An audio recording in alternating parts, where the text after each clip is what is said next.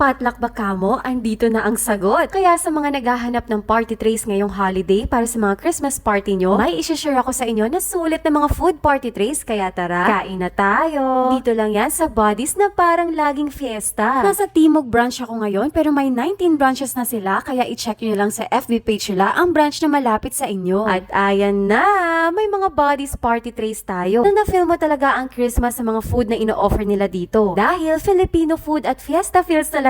Super okay din ang packaging nila dahil hindi mo na kailangan i-transfer sa lalagyanan. Dahil ang ganda ng box nito kaya kahit sa bahay lang kayo maghanda, ay nagiging bongga ang handaan pag Buddies party trays ang handa nyo. Ilang beses na ako nakakain dito sa Buddies, lalo na pag nag-crave ako sa Filipino food. Pinoy na Pinoy ang lasa ng mga pagkain nila kaya nakaka-enjoy talagang kumain. Favorite ko din yung lumpiang sariwa nila dito at mas masarap talaga pag may lumpia sauce. Pork barbecue talaga ang hindi mawawala pag Pasko eh. Ako lang ba yung pag nakaka